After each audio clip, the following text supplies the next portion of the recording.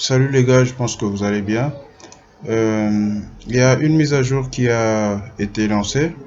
Et cette mise à jour, il y a des rajouts qui se sont faits. Déjà des petits problèmes qu'il y avait pour... dans des petits problèmes, ceux-là qui utilisent, ils savent, comme pour les emballages, euh, tout ça, c'est réglé. Tout ce qu'il y avait comme problème pour les emballages, tout ça, les suppléments. Et voilà. À part ça, on a rajouté quelque chose pour la livraison.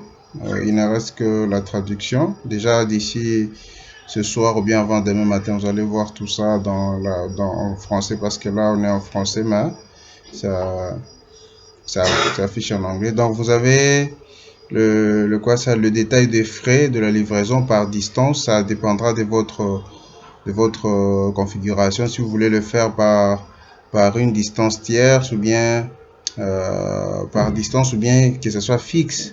Et puis c'est en kilomètres ou bien en miles si vous le voulez. Et puis là c'est les frais de livraison. C'est optionnel que vous pouvez.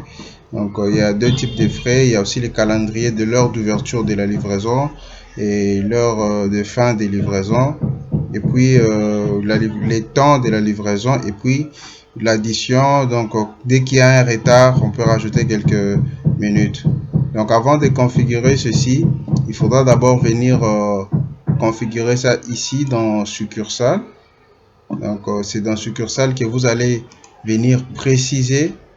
Là vous allez cliquer juste sur OK et vous allez venir préciser. Vous allez justement cliquer sur les petits boutons là. Dès que vous cliquez là, ça va directement vous localiser là où vous êtes automatiquement. Voilà. Et puis, à part ceci, dès que vous faites ça, vous enregistrez, vous pouvez mettre l'adresse. Bon, là, c'est une fausse adresse que j'avais mis. Dès que vous cliquez là, vous pouvez mettre l'adresse. Vous pouvez mettre aussi quelques détails là-bas, si vous le voulez, concernant l'adresse du... Là, c'est du côté restaurant. Dès que vous finissez, vous pouvez enregistrer. Après cela, vous pouvez maintenant revenir ici pour fixer la livraison par distance, tout ça. En fait, je vais maintenant vous montrer comment ça fonctionne. Le client, par exemple, sur les sites clients, il veut par exemple passer une commande et il veut qu'on le livre à la maison. Euh, du coup, il prend par exemple, je prends par exemple cette commande-là et il veut une livraison. Il veut une livraison. Je vais faire exprès de payer par exemple maintenant. Donc plus tard ou maintenant, directement ça va l'afficher ceci. Il va cliquer là-dessus et dès qu'il clique sur le petit bouton là, ça va lui demander ça va le localiser directement. Et quand ça va le localiser, il pourra mettre, là déjà ça donne le prix de la livraison et puis ça donne aussi la distance, là où la personne est. Vous comprenez? Ça donne la distance là où la personne est.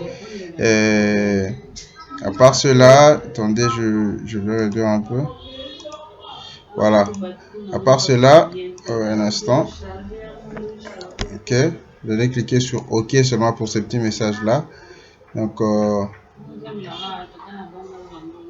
et puis, il va cliquer. Après avoir cliqué là, il va donner l'adresse complète justement là-bas. C'est un exemple. Après, je peux par exemple mettre deuxième floor, donc deuxième étage.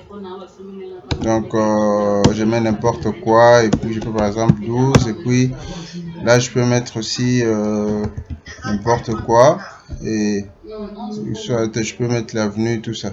Et bon, là tu peux effacer.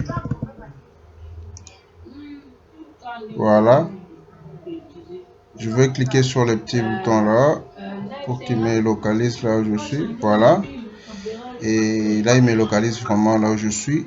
Je vais confirmer la commande. Et là, je vais maintenant payer parce que je vais prendre par exemple le Stripe.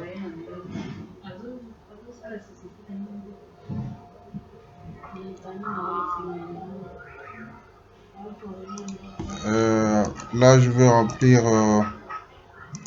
une carte par défaut. Voilà, et je vais cliquer sur Paye.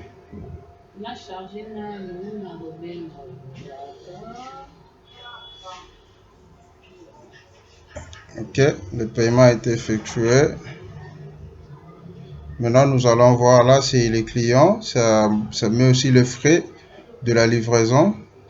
Si vous pouvez voir tout ça, excusez-moi, j'ai laissé ça en anglais. Vous pouvez mettre ça en français. Ça montre les frais de la livraison via et puis les systèmes de paiement et l'ID des transactions, Stripe, si vous utilisez Flutterwave, soit d'autres agrégateurs de paiement qu'on va rajouter. Et puis, dès que je reviens sur le restaurant, je peux voir, il y a la commande qui vient d'entrer là.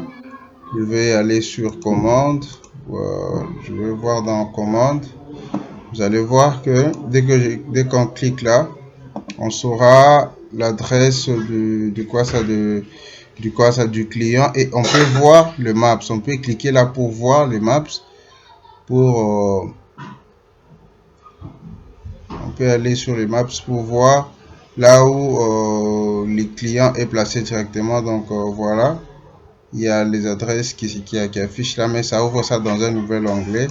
Mais l'adresse que les clients met déjà là, ça suffit. Donc les clients ont déjà payé. Donc à part ça, il y a le tableau de bord de rapport qui a été vraiment bien dispatché de sorte que Stripe affiche là-bas. Si je configure Flutterwave, il va afficher là-bas. Si par exemple je configure Razorpay, il va afficher là-bas. Et là, vous avez tout ce qui est emballage, tout ce qui est taxe totale. S'il y a une réduction, et il y a le pourboire qui affiche là-bas. Et ça, c'est le paiement traditionnel, espèces, carte ou bien par QR code qu'on appelle aussi UPA. Là, nous avons le nombre de commandes et Stripe affiche maintenant là-bas et les calculs sont maintenant exacts. Quand vous voyez là-bas 40 000, vous voyez aussi là-bas 40 000. Mais quand on vient dans le rapport d'article, on voit juste 38 000 parce que là, si vous réduisez les taxes, les emballages, vous restez avec 38 000 dans le 40 000 que nous avons vu de l'autre côté. Donc voilà, on évolue ensemble et puis coup de chapeau à tous et ciao.